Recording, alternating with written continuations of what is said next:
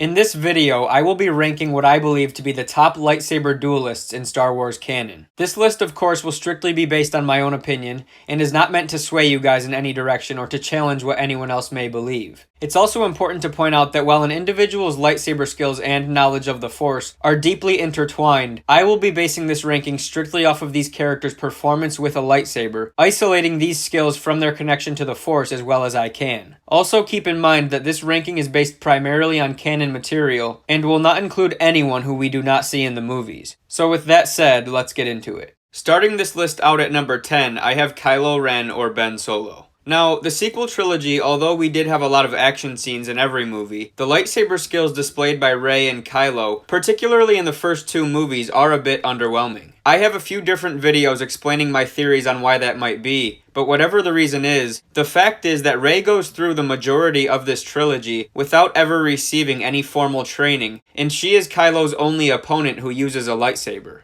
It is my belief that Kylo's skills are never on full display, because he never fights Rey with the intention of killing her, and anyone else he encounters is not a worthy opponent. However, in his fights against the Praetorian Guards in Episode 8, the Sith Loyalists on Mustafar at the beginning of Episode 9, and the Knights of Ren, Ben Solo displays a pretty broad skill set, which, while not as polished as the people I am going to list ahead of him, is definitely enough in my mind to grant him a spot on this list. And I am particularly impressed by Ben's attacks on the Knights of Ren, but because this was the only time we got to see him display such abilities, it's difficult to put him above anyone else. Following Ben Solo up at number 9, I have Darth Maul. Maul was trained in lightsaber combat by Darth Sidious from a very young age, and when his time finally came, that training showed, as the son of Dathomir killed Qui-Gon Jinn in The Phantom Menace, and would later proceed to wreak havoc on many others, from Jedi Masters to Mandalorian Commandos. Although he did fall to Master Kenobi on multiple occasions, Maul was feared throughout the galaxy for his aggressive and somewhat gruesome approach, as he often delayed killing his victims until he could get up close and watch them suffer.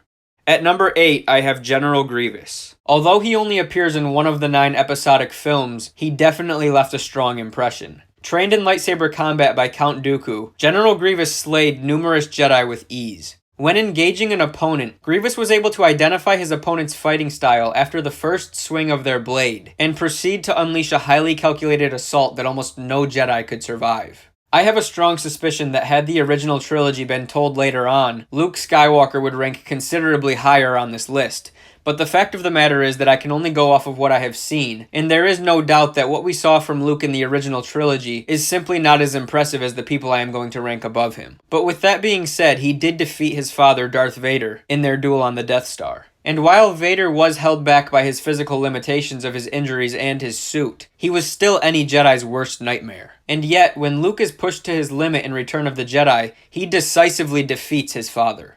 At number 6, I have Count Dooku, who was trained in the ways of the Force and in lightsaber combat by both Master Yoda and Darth Sidious. The Count was recognized by Yoda as one of the most formidable opponents he had ever faced, and Palpatine once stated that if Maul and Dooku were to have faced one another, the battle would not have been close, and that Dooku would undoubtedly emerge victorious. Although eventually forced to flee in his battle with Master Yoda, the former Jedi did possess the defensive abilities to escape a direct assault from his old master, after absolutely annihilating Obi-Wan Kenobi and a young Anakin Skywalker.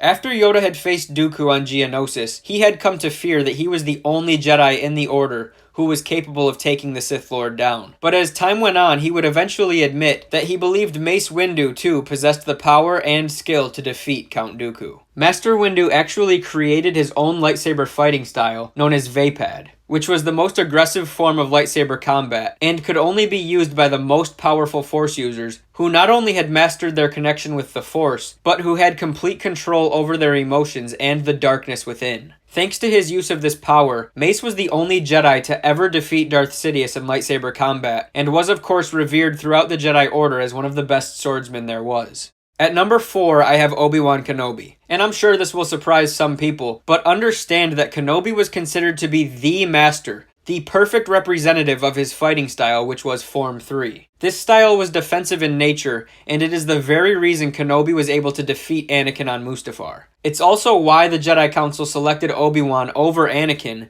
to be the one to face General Grievous. Mace Windu recognized Obi-Wan as one of the greatest duelists in the Order, and told Kenobi he believed he was a better candidate than even himself to face the leader of the droid army. His mastery of the defensive fighting style he utilized threw Grievous off his game, as the cyborg relied on aggression to take his enemies down, and was unable to topple Kenobi, who protected himself with a nearly impenetrable array of defenses.